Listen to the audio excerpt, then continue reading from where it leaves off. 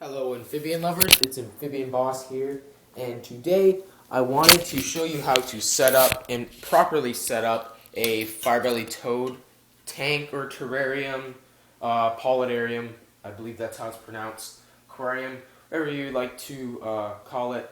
This is how to set it up for fire-belly toads properly, and let's begin. So first you want to start out with a couple things. Fire-belly toads can be living in many different habitats. I've seen people set them up with mostly terrestrial using cocoa fiber and a large water dish. I'm going to be setting it up a 3/4 water, 1/4 land, and a filter. I would say that's the best way to set it up because they are very, very messy.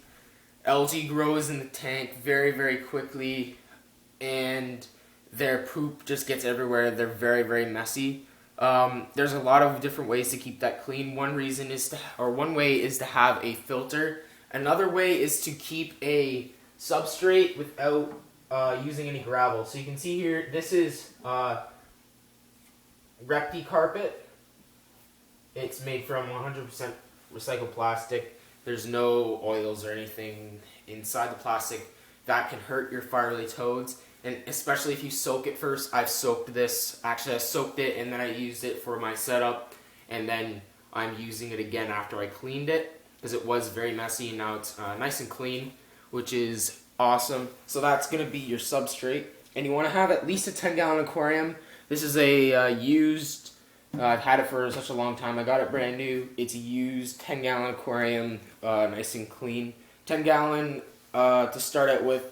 And then you can go from there. You can have a 55-gallon aquarium and have 20 toads in it if you wanted to. So what I wanted to start out with is your land base. Using the best kind of land base you can use is rocks. Having a large size rock inside your terrarium for your toads to be on is probably one of the best land areas possible because you're not using any gravel or anything. Gravel can hold a lot of dirtiness, and when there's not as much gravel, less of the dirt is going to get caught in the gravel and more inside of the filter. I'm going to go find some more rocks to use for a land area. So you can see here, I put that white rock in, and I put a half a brick down in there underneath a piece of slate, and there's this piece of slate right here that ramps up onto the larger rock here. I didn't want to put as much water as it's going to be. I might just put the water up to one of these levels so they have lots of dry land to come up onto. I don't want to have too much water in there because if there is too much water, then the toads tend to stay on land more often than go in the water, because if there is too much deep water, they feel like something's underneath of them that can attack them. So if there's more shallower water, they seem like they can go in the water more often. Like I'm saying, really deep water is like, like 8 inches. If there's 8 inches of water in there, then they probably wouldn't go in the water at all. But I believe that's about 4 inches, so 4 inches shouldn't hurt them. But I'm still not going to fill it up all the way to that white rock because that is still a little bit of water. So I'm going to add a little bit of decor. So I added this plant right here. Now in this back corner, I'm probably going to put my filter. So this plant's going to help to hide this filter. I may put a different plant in, but if I don't, this plant will help to hide the filter. Now you want to have somewhere for them to hide. Anything works. I built a bunch of these coconut hides. I have tons of them, so I might as well use them. So we put the coconut hide there, we can put it here, halfway in the water, you can do anything with it. I think I might just place it right there for them to hide in, or I will make another flat area. Piece of cork bark. This was already in the tank, same with this. Cork bark, they can hide underneath the cork bark. Also, I had that like halfway in the water. So I could always do this and have it like halfway in the water down there. They could hide underneath that with a rock underneath. I got some more extra river rocks here. You can put these in the water over here by the plant. I will be a little bit more elaborate, but I'm just showing you what you can possibly do and what you really need to set it up. I'll see if I can find anything else I can place in here. I found a couple more interesting things. I have this shell. It has algae all over it, but shells are nice too. Shells always seem kind of stupid to me, but I add some shells once in a while because I have them around. I had a whole bag of them and I gave them to a friend because I really didn't use them that often. Here's another outside rock, more than a river pebble. And then some plants for the land here. Some weed. Put that there. You can hide underneath, and some extra rocks down there. That's basically all you really need. You can add your filter. My filter's still drying out. So what I'm actually going to do is, this is way too heavy to pick up with two hands and put up on my shelf, which is actually high up if you ever watched any of my tour videos, so you kind of know where it is.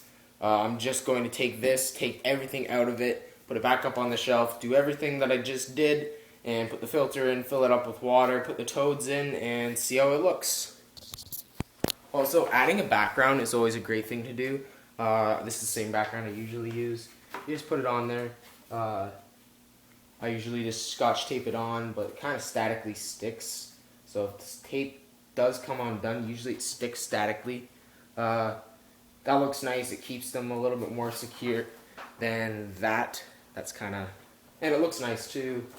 You can always do internal backgrounds like my tree frog tank. My tree frog tank has a rock background that I custom built myself, but external backgrounds always look just as nice. So here's the finished product. You can see my more greener fireblade toad right there, and my other fireblade toad just jumped in the water back there actually. Like always, they usually try and get out. They like to try to escape after a while, you know, about a week after you put them in their habitat, because they're not used to it, but they will eventually start to like it. I hope the water's not too deep. If it is too deep, I will make it less deep. It'll be more shallow. Sorry, I'm not using my tripod because the tripod doesn't reach this height, so I have to use camera freehand, which I don't like doing because I'm not good at it.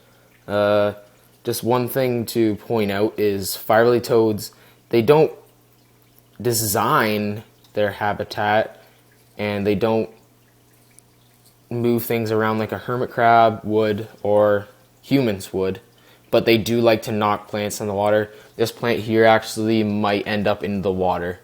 It may not stay on the land, which I might actually take it out. It may not stay on the land. Usually they knock things in the water. They, you know, wreck things. Gravel usually gets kicked in the water and all that kind of stuff. So they do like to mess around in their tank. And like I said, they are messy. They poop a lot. They make a lot of mess because they knock things over, shove things in the water, you know, move things around. They're quite messy little creatures, but they are quite fun. So I hope you learned something from this habitat setup, and I hope you try something like this.